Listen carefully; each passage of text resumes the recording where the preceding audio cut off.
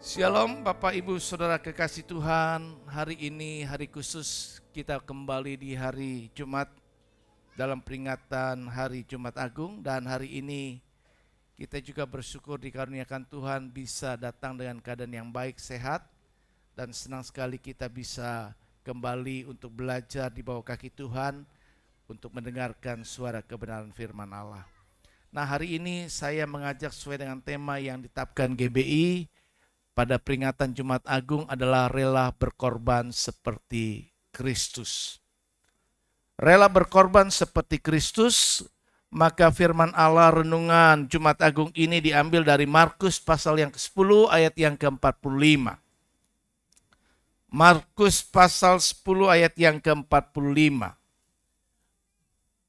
Baik, kalau sudah kita akan baca, yang punya gadget silakan dibuka, yang bawa Alkitab juga tentunya, dan kita akan baca bersama-sama Injil Markus pasal 10 ayat 45 ini. Markus 10 ayat 45 firman Allah berkata demikian, 2, 3. Karena anak manusia juga datang, bukan untuk dilayani, melainkan untuk melayani, dan untuk memberikan nyawanya menjadi tebusan bagi banyak orang. Yuk kita ulangi satu kali lagi, 2, 3. Karena anak manusia juga datang bukan untuk dilayani, melainkan untuk melayani dan untuk memberikan nyawanya menjadi tebusan bagi banyak orang. Firman Allah ini menyatakan satu tujuan yang sangat jelas dari kehidupan Yesus ke dalam dunia. Bahwa ia datang bukan untuk dilayani, tetapi ia datang untuk melayani. Ia datang bukan untuk menikmati kehidupan, tetapi ia datang untuk memberikan hidupnya dan bahkan nyawanya menjadi tebusan bagi banyak orang. Nah, selamat kita memperingati hari Jumat Agung ini, dan hari ini hari di mana kita akan mengenang tentunya puncak kasih daripada Allah kepada manusia. Saat Yesus Kristus anak Allah rela memberikan nyawanya, memberikan dirinya di kayu salib sebagai tebusan bagi dosa-dosa kita sekalian. Nah, hari ini kita juga diajak untuk bisa merenungkan penderitaan dan kematian Kristus yang coba digambarkan dengan penampilan sepintas dari kayu salib yang dipikul oleh sosok tokoh.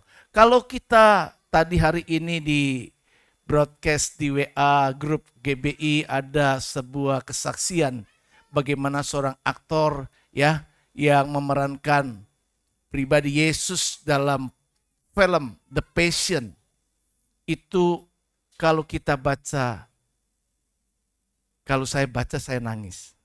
Saya nggak tahu saudara baca gimana. Saya nangis terseduh-seduh. Kenapa bisa dibayangkan? Yang aktornya, film acting, ketika dia coba menjadi seperti Yesus.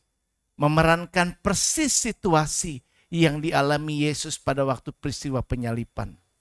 Dia baru menyadari bahwa betapa beratnya.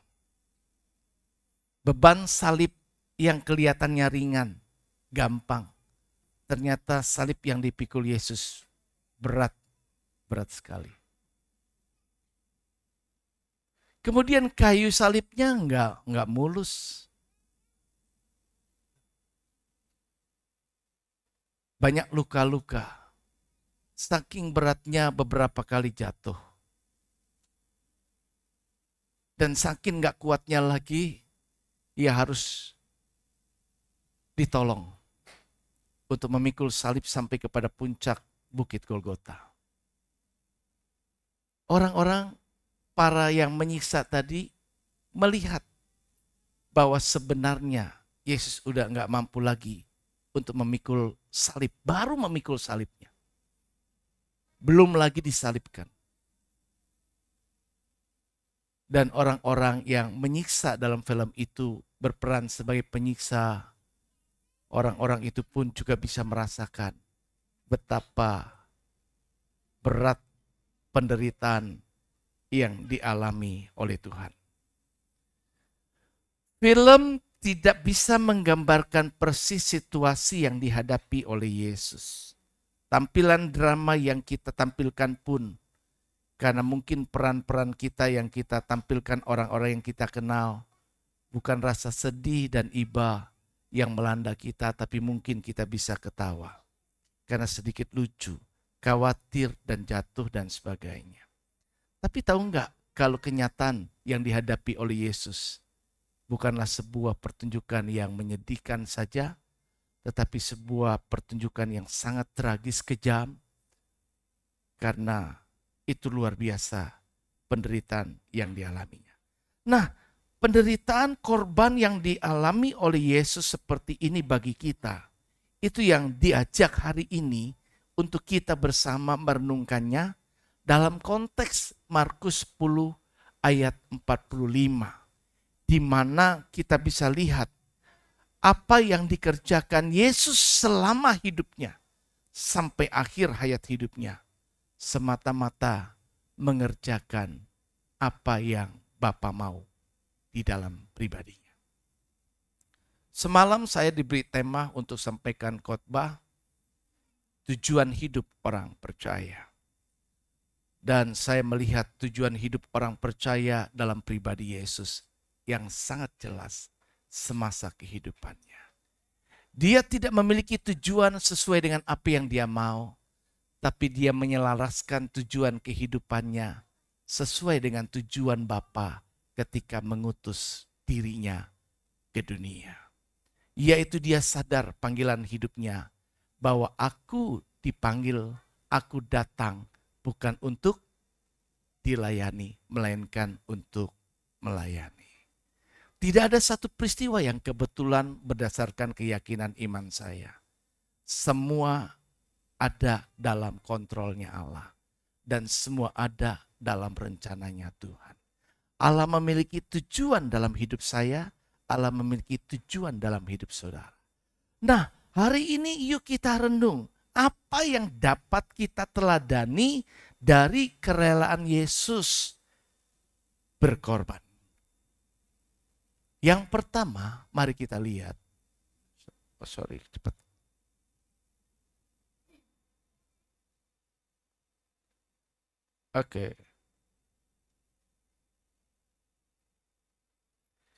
Oke, yang pertama kita bisa lihat bahwa ketika Yesus menyatakan aku datang bukan untuk dilayani melainkan untuk melayani dan memberikan nyawaku sebagai tebusan, maka kita bisa melihat bahwa ada keteladanan yang ditinggalkan Yesus buat kita sekalian, bahwa ia memiliki kesadaran akan panggilan hidup dan juga menghidupinya. Kesadaran akan panggilan hidup ini penting. Nah, apakah kita hari ini juga memiliki kesadaran akan panggilan hidup kita atau tidak? Dan apakah setelah kita menyadari kita pun menghidupi itu atau tidak? Atau apa yang kita sedang hidupi sekarang, yang sedang kita kerjakan sekarang, makin jauh dari apa yang dimaksudkan oleh Tuhan. Yesus tahu dengan jelas tujuannya datang ke dunia. Ia tahu ia akan menderita, ditolak, bahkan mati disalib. Tapi ia tidak menghindar. Ia menghidupi panggilan itu dengan taat sampai mati. Kita juga dipanggil untuk hidup dengan kesadaran akan panggilan Allah. Paulus menulis dalam sebuah kitab di dalam 1 Korintus 9 ayat 6 berkata begini, celakalah aku jika aku tidak memberitakan Injil. Artinya Rasul Paulus menyadari waktu itu sejak dia ketemu dengan Yesus, dia menyadari panggilan kehidupannya adalah diutus oleh Bapa untuk memberitakan Injilnya. Memberitakan sebuah kabar baik. Itu sebabnya Rasul Paulus menulis banyak kitab dalam Perjanjian Baru. Hampir setengah kitab Perjanjian Baru ditulis oleh Paulus sejak dari kitab Roma. Ada sekitar 13 kitab yang ditulis oleh Rasul Paulus. Setiap kita memiliki panggilan tentunya baik di keluarga.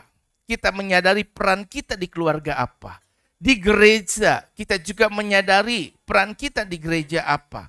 Bagaimana kontribusi yang bisa kita berikan kepada keluarga, kepada gereja, kepada masyarakat. Di mana kita ada dan berada. Rela berkorban berarti bahwa kita setia menjalani panggilan itu sampai kepada tujuan akhir yang ingin dicapai. Rela berkorban tentulah tidaklah mudah, tetapi perlu komitmen yang kuat bahwa aku mau ikut seperti Yesus. Tahu nggak firman Allah berkata bahwa barang siapa mau mengikut aku, ia harus menyangkal dirinya, memikul salibnya, dan mengikut aku. Menyangkal diri, memikul salib, mengikut aku. Coba yang tengah. Dia bilang apa? Memikul salibnya siapa yang dipikul? Apakah Yesus mau supaya salibnya dipikul oleh kita? Kalimatnya apa? Menyangkal dirinya, dirinya siapa? Hah? Barang siapa mengikut aku, ia harus menyangkal dirinya siapa? Diri kita. Terus memikul salibnya siapa? Salibnya siapa? Salib kita. Kenapa Tuhan mengatakan pikul salibmu? Karena Tuhan tahu, kalau aku minta engkau pikul salib yang aku pikul, kamu gak mungkin bisa. Terlalu berat salib yang aku pikul, kata Yesus. Jadi pikullah salibmu sendiri. Engkau punya kemampuan untuk memikul salibmu. Salibmu jauh lebih ringan daripada salibku. Aku sudah memberikan contoh, aku memikul salibku sendiri. Dan kini siapa yang mau ikut Yesus? Dia harus menyangkal diri, memikul salibnya sendiri. Bukan salib Yesus. Nah, kita bisa lihat teladan dari Rasul Paulus. Dia juga hidup dalam kesadaran panggilan yang berkata bahwa celakalah aku jika aku tidak memberitakan Injil. Artinya Rasul Paulus tahu, kalau aku memberitakan Injil itu bukan harus dipuji. Itu memang harusnya dia. Dia dipanggil untuk melakukan itu. Saudara sebagai orang yang percaya, beribadah itu tidak kebanggaan. Rajin beribadah, rajin berdoa, rajin baca Alkitab, melayani dan sebagainya. Karena itu panggilan saudara. Saudara memang harus melakukan itu. Ketika saya waktu itu kerja, bos saya berkata dari Singapura itu berkata, CEO berkata begini, kalau engkau kerja keras, kemudian kerja kerasmu kau banggakan dan ingin engkau tuntut naik gaji karena engkau kerja keras. Dengar, sebagai karyawan, kerja keras adalah kewajiban. Jadi kerja keras memang harus. Jadi bukan karena kerja keras engkau dinaikkan gaji. Karena memang itu melekat di dalam diri kita. Sebagai orang Kristen, sebagai orang percaya, ada hal-hal yang melekat di dalam diri kita yang harus kita kerjakan. Dan itu belum merupakan prestasi. Tetapi ada hal yang lebih daripada itu yang Tuhan nilai menjadi sebuah prestasi dalam hidup kita. Ketika kita benar-benar mau rela juga berkorban seperti Kristus telah berkorban. Jadi yang pertama, penting buat saya, buat saudara, yuk sadari panggilan hidup kita apa. Setiap orang punya panggilan hidup yang berbeda. Dan hidupilah panggilan itu. Sampai engkau dapat membuat Tuhan berkata, baik sekali perbuatanmu, hai hambaku yang baik dan setia. Jadi penilaian itulah yang diharapkan. Dan itulah yang diinginkan oleh Billy Graham. Dalam usia hampir 99 tahunan lebih itu. Dia memulai pelayanannya selama 66 tahun. 215 juta jiwa yang dilayani. 185 negara yang dijangkau dalam pelayanannya. Dia mengalami banyak penderitaan. Dia tidak cari popularitas, dia tidak cari kemuliaan. Tapi satu hal ketika dia diwawancarai, apa yang saudara atau Bapa harapkan dari semua yang Anda sudah lakukan? Seluruh dunia mengenal Anda. Satu hal yang dia bilang, satu hal yang aku rindukan cuma satu. Allah Bapa Yesus Kristus berkata kepadaku, baik sekali perbuatanmu, hai hambaku yang baik dan setia. Nah, apakah Allah menilai saya? Allah menilai saudara bahwa yang kita lakukan sudah baik dan kita sudah setia seperti Kristus. Yang kedua bahwa kita perlu juga supaya meneladani kerelaan Yesus untuk bisa menanggung penderitaannya, yaitu juga kerelaan menanggung penderitaan kita dalam mengiring Tuhan. Kita tidak menanggung penderitaan karena perbuatan salah kita sendiri, itu wajar, tabur tuai. Tetapi kerelaan kita yang dimaksud adalah kerelaan menanggung penderitaan selama kita belajar untuk mengikut Yesus. Yesus tidak hanya melayani ketika dihormati, ia tetap setia bahkan ketika disalibkan. Ia tidak membalas kejahatan dengan kejahatan, ia tetap mengasihi. Kita bisa lihat teladan Yusuf, ia dijual oleh saudara-saudaranya, difitnah, dipenjara, tapi tetap percaya dan taat kepada Allah. Akhirnya kita bisa lihat kehidupan ending daripada Yusuf. Dia bisa finishing well, dia bisa jadi berkat bagi Mesir, dia bisa jadi berkat bagi keluarganya. Rela berkorban berarti kita tidak lari dari penderitaan jika itu menjadi bagian dari ketatan kita kepada kehendak Tuhan. Apa yang Bapak mau dari kita? Kadang-kadang kita diminta untuk melayani aja kita nggak rela. Kita nggak punya kesempatan waktu karena kita tidak siap untuk lebih berkorban. Berkorban waktu, berkorban perhatian, berkorban apa yang bisa kita lakukan untuk Tuhan. Sementara Yesus sepanjang umur kehidupan yang singkat 33,5 tahun. Dari sejak lahir di kandang sampai kepada ia mati di salib. Semua dilakukan semata-mata hanya demi saya dan demi saudara. Jadi yuk mari kita belajar meneladani kerelaan Yesus untuk menderita bagi kita. Demikian pun kita harus juga punya kerelaan untuk menderita demi melaksanakan kehendak Bapa. Yang ketiga, yuk kita belajar bahwa Yesus datang, bahwa dia datang bukan untuk dilayani, menikmati kehidupan, tapi dia datang untuk melayani.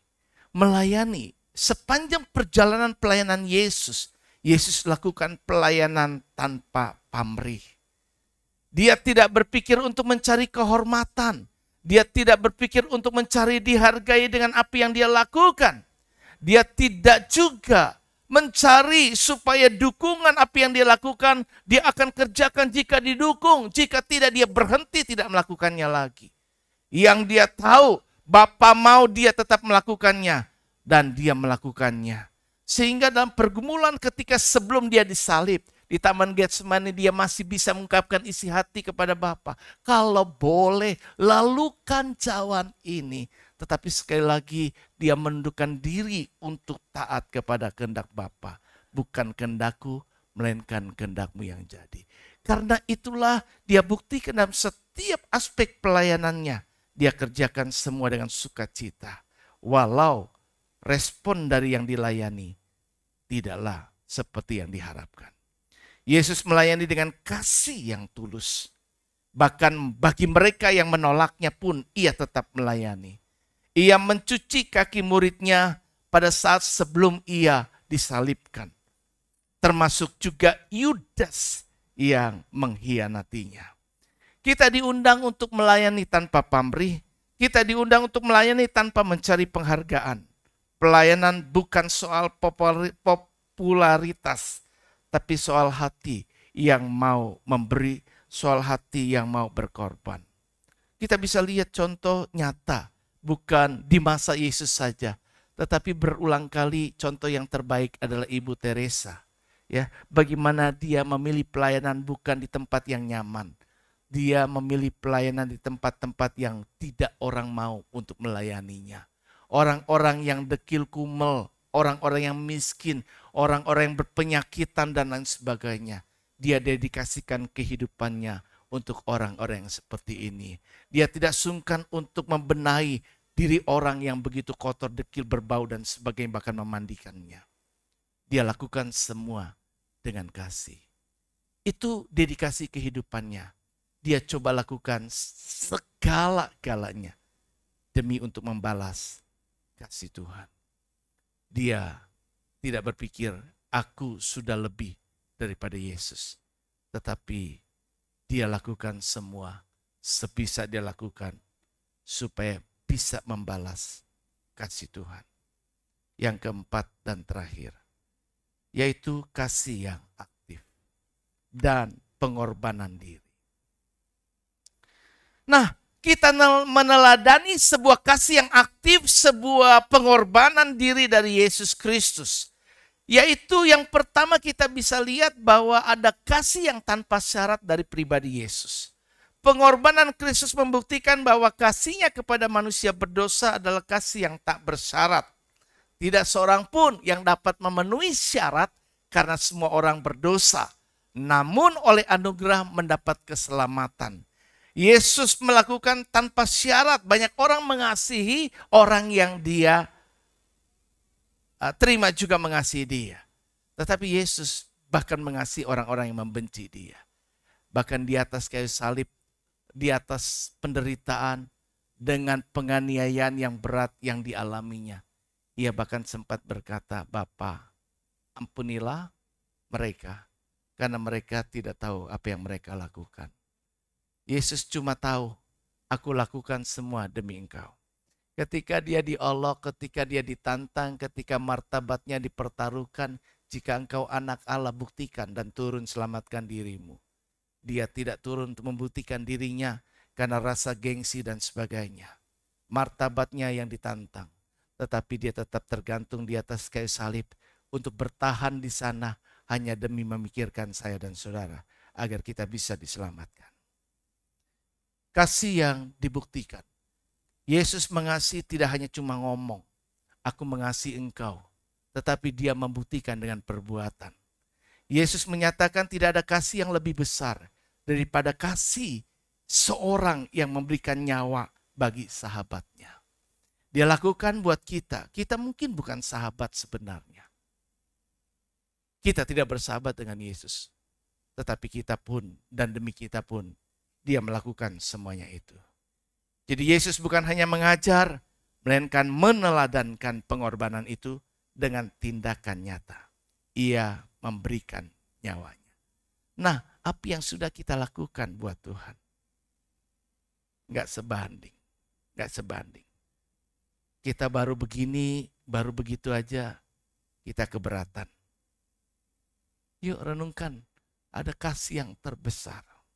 Dalam Roma 5 ayat 8 dinyatakan bahwa Yesus mati buat kita.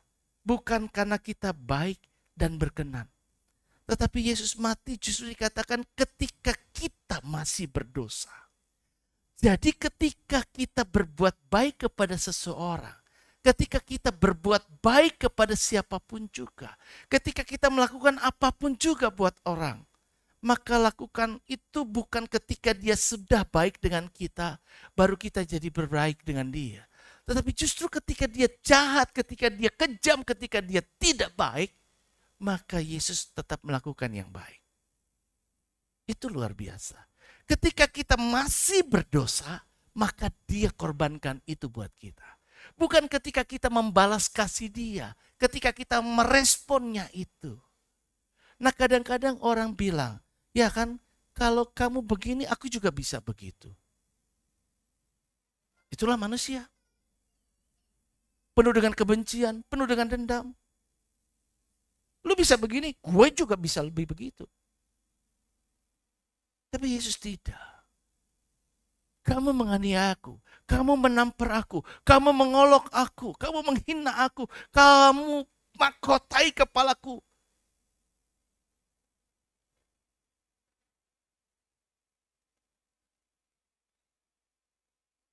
Kasih terbesar tidak memandang objeknya. Dinyatakan bahkan ketika harus dibayar dengan harga yang mahal.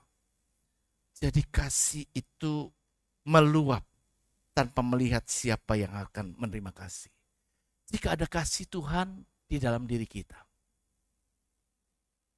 kasih itu tidak akan memandang siapapun juga. Tetapi banyak orang Kristen seringkali tidak mampu mengasihi. Dia tahu bahwa dia harus mengasihi. Dia tahu Allah itu kasih. Dia tahu identitasnya diri adalah kasih. Barang siapa tidak mengasihi, dia tidak mengenal Allah, kata firman Allah. Jadi kalau ada orang-orang yang masih belum mampu mengasihi, jangan bilang mengasihi Tuhan. Mengasihi yang kelihatan aja kita gak mampu. Anda belum mengenal Allah. Kalau Anda belum kenal Allah, apalagi Allah kenal saudara, maka di akhir jangan berpikir Anda selamat. Dia akan berkata, sekalipun engkau berkata, Tuhan, Tuhan, bukankah aku telah berbuat demi namamu? Tuhan, Tuhan, bukan aku telah setia melayani engkau? Tuhan, Tuhan, bukankah aku telah dan telah banyak hal. Tapi perkataan Tuhan berkata apa? Ingatlah engkau, aku tidak mengenal engkau. Firman Allah dalam 1 Korintus berkata, kalau nggak salah pasal 8 ayat 3. Barang siapa mengasihi Allah, ia dikenal oleh Allah. Allah kenal siapa orang-orang yang benar-benar mengasihi dia. Kalau saudara dikasih seseorang, pasti saudara berasa dan saudara bisa mengenali dia. Begitupun Allah, dia sangat mengenali siapa orang-orang yang sungguh-sungguh mengasihi dia. Yang benar-benar rela berkorban seperti dia telah membuktikannya. Tidak hanya lagu pujian yang bisa kita nyanyikan. Karya terbesar belum pernah ada. Semua lagu gampang kita nyanyikan. Tapi mampukah kita menghidupi nyanyian itu? Mampukah kita benar-benar menjadi pribadi yang hidup di dalam itu? Yesus tidak hanya ngomong. Dia membuktikan. Dan dia menyatakan semua yang ia ucapkan dengan perbuatan hidupnya. Saya tutup dengan sebuah contoh teladan dari sebuah tokoh yang bernama Dietrich Bonhoeffer, seorang Jerman. Bonhoeffer menentang Nazi demi kebenaran dan akhirnya ia mati martir. Ia adalah seorang pendeta dan teolog Lutheran asal Jerman yang hidup di masa kekuasaan Nazi yang sangat kejam.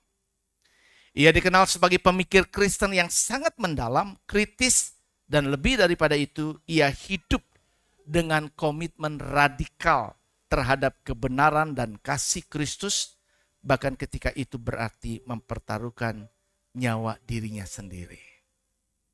Saat sebagian besar gereja Jerman berkompromi dengan kekuasaan Hitler demi untuk menyelamatkan diri karena kekejaman Hitler yang luar biasa, Bonhoeffer justru bersuara lantang. Ia berani menyuarakan kebenaran. Dia tidak kompromi dengan sesuatu yang lain. Hanya demi untuk supaya bisa bersahabat dengan siapapun, kita tidak berani menyatakan kebenaran. Ia menolak mentoleransi kejahatan dan penganiayaan yang dilakukan Nazi terhadap orang-orang Yahudi. Dan bersama dengan gereja pengakuan atau confessing church, ia berdiri teguh melawan ideologi Nazi yang bertentangan dengan Injil. Ia berkata, ketika Yesus memanggil seseorang, ia memanggilnya untuk datang dan mati.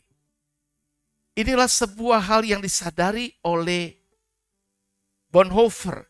Ketika Yesus memanggil seseorang, ketika ia memanggil saya, ia memanggil saya untuk datang kepadanya dan mati bagi diri. Kalimat ini bukan hanya teori, tapi Bonhoeffer terlibat dalam usaha bawah tanah menentang Hitler, termasuk juga dalam usaha dia menyelamatkan orang-orang Yahudi dari kejaran dan pembunuhan yang kejam yang dilakukan oleh Hitler. Bagaimana mereka diusahakan untuk bisa melarikan diri dan lolos dari maut. Pada tahun 1943, ia ditangkap dan dipenjara. Dalam masa penahanannya, ia tetap menulis surat-surat penguatan bagi keluarganya, bagi jemaat yang dia layani, dan menunjukkan kedalaman iman dan ketenangan hatinya dalam menghadapi penderitaan. 2 minggu sebelum Nazi menyerah, Bonhoeffer dieksekusi mati di kamp konsentrasi Blossenburg pada usia masih muda, 39 tahun.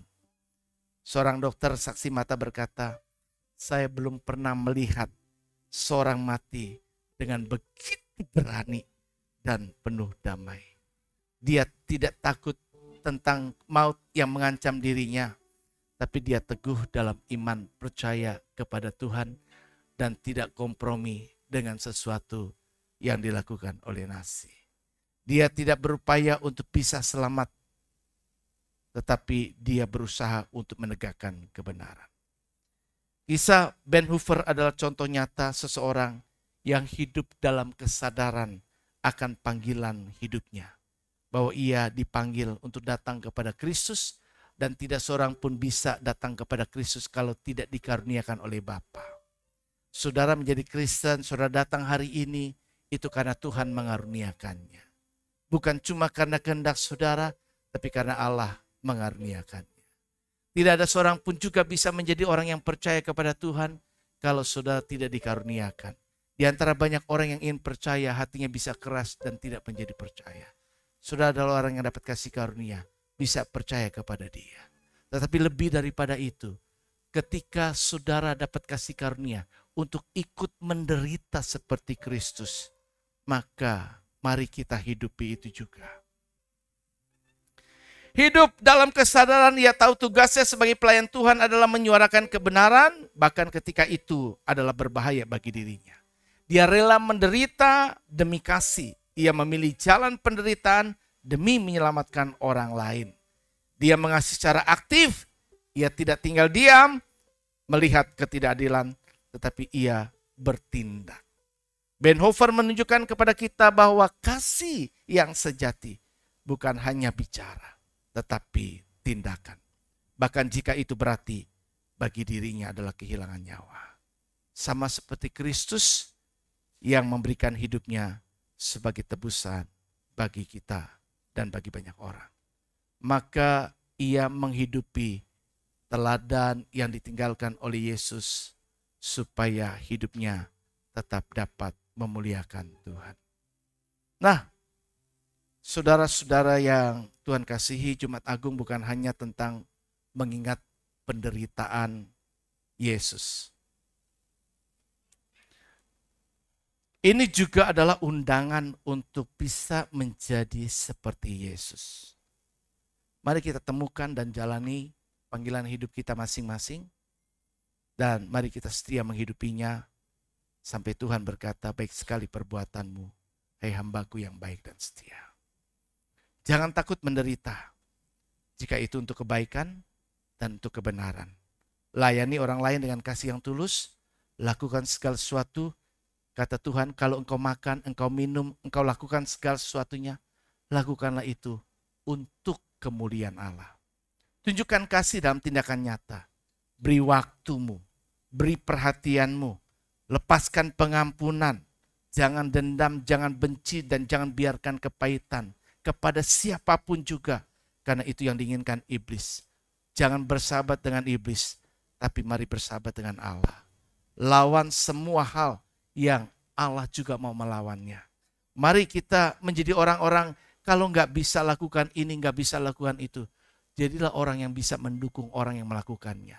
Bukan orang yang justru menentang. Pekerjaan Tuhan harus jalan, nama Tuhan harus dimuliakan.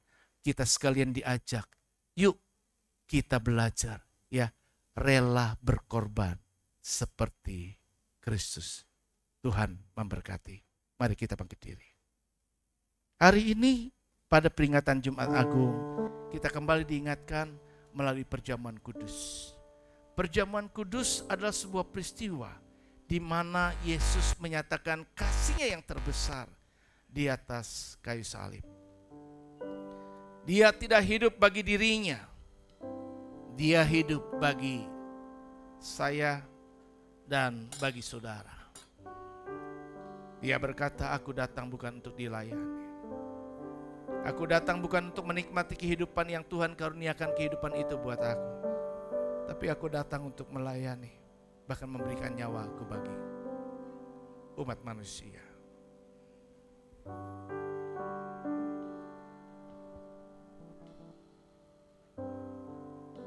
Dia Yesus telah mati bagiku. Dia Tuhan selamatkan jiwaku. Bagi Dia sembahku, tak dapat ku balas kasih-Nya. Dia angkatku jadi anaknya, beri damai di dalam hidupku.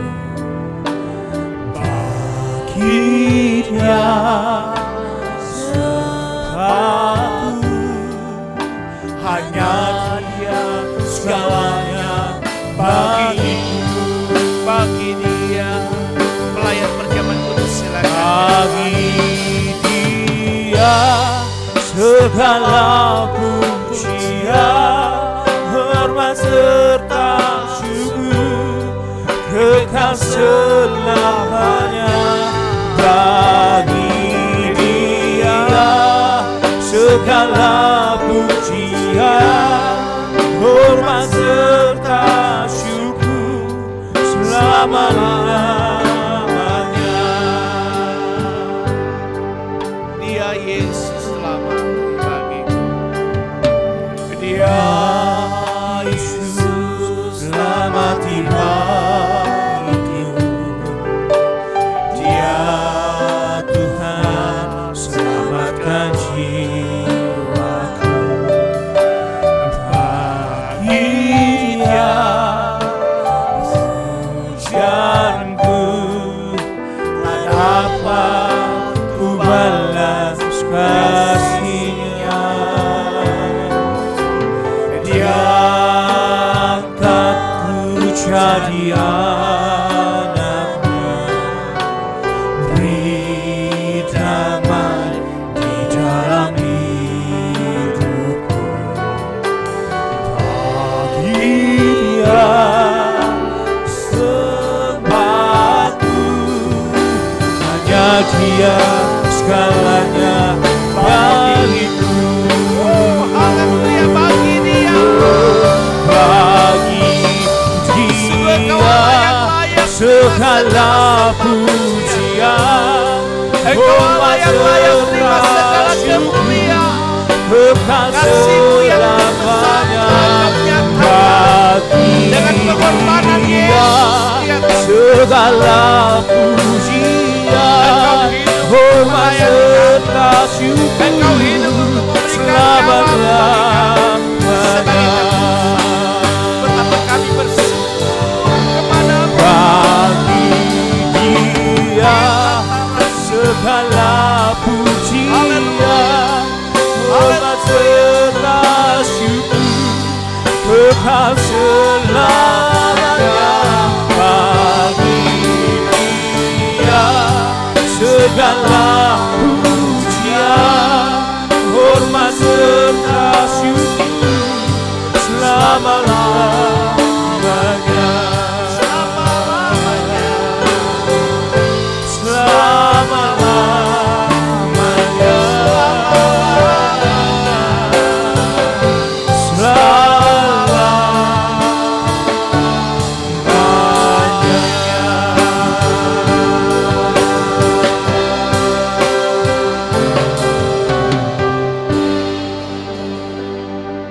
Tidak ada hal yang dapat kami kerjakan selain kembalikan segala puji-pujian, hormat dan syukur kami kepadamu.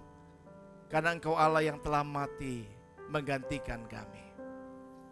Saat ini kami akan masuk dalam sakramen perjamuan kudus.